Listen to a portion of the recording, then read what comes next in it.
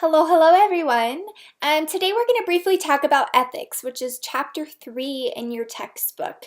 To start off, I want to kind of ask you or posit this question: who says what is right and wrong in society? And I think even as adults, the first people that we think of is our parents, right? They've led us, our guardians have led us to know and understand what we should do and what we should avoid, right? And we kind of intrinsically know when we're doing something right and if we're maybe doing something we shouldn't. So it's kind of our moral compass, what we know to be right and wrong. So looking at our ethical definition, it's the beliefs, values, and moral principles by which people determine what is right and wrong. And we can think about this in terms of Aristotle's rhetoric. And ethos is a key piece in his triangle of rhetoric. So ethos is our credibility. And the more credible you are, the more ethical you are, which is why we really take that time to build in a credibility statement in our introduction. Then we know we have to include some logical reasoning, right? If we're informing or persuading, there always has to be some logical reasoning as to why we are explaining things in a certain way or why certain elements are important. And logical reasoning can be statistics, facts, and other research, or it can simply be your own personal experience and expertise, okay?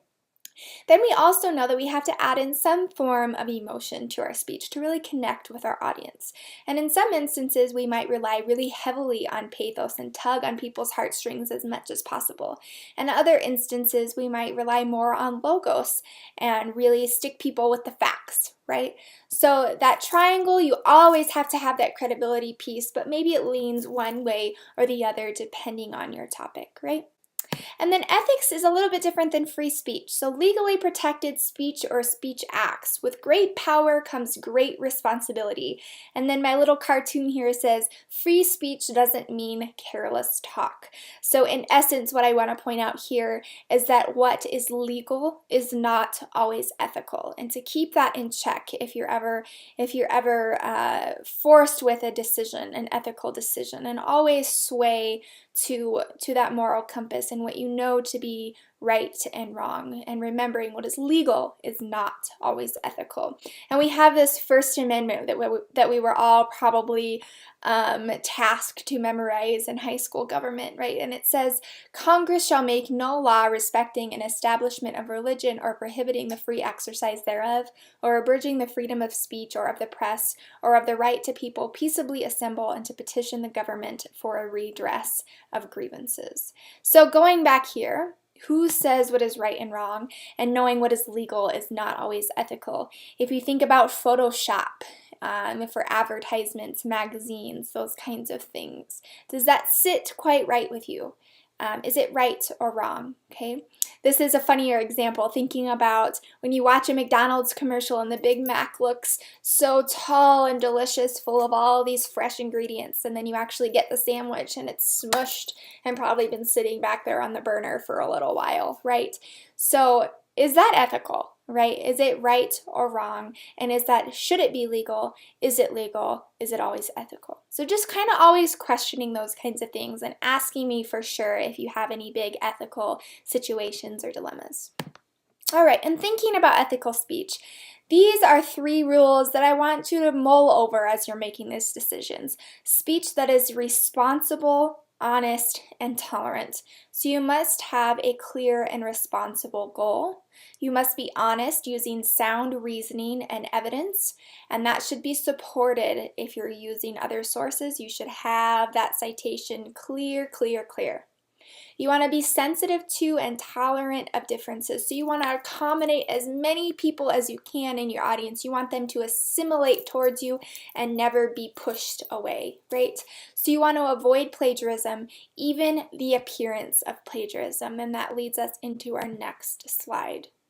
So your text says, credible public speakers are open and honest with their audience. Honesty includes telling your audience why you're speaking, that thesis statement and central idea that we make sure to include, and what you'll address throughout the speech, the preview, which is always the last sentence of our intro. So we're building those things in with our speech organization. You want to identify your sources, and this is where I think kids kind of bridge the gap or think they're doing okay and they're actually plagiarizing, even if you're paraphrasing. So if if you're taking something from this paragraph and putting it with something from this paragraph, you're still taking that from a source and it must be attributed. If you're taking this paragraph over here from one text and another paragraph over here or a sentence and putting them together, both need to be attributed. That's still plagiarism even if you're doing that patchworking, okay?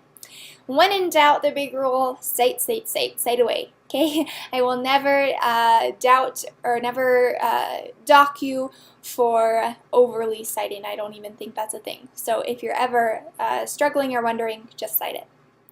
So you want to work to cite sources properly, but we will review all of that prior to speech 3 when you will have to start using citations.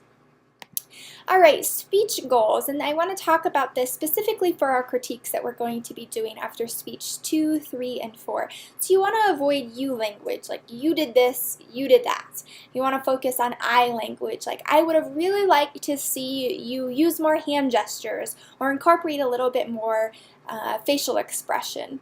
And we language, especially if you're in a group. So we would have liked to have seen this, or we really appreciated that you included this. It sounds a lot better than that you pointing a finger.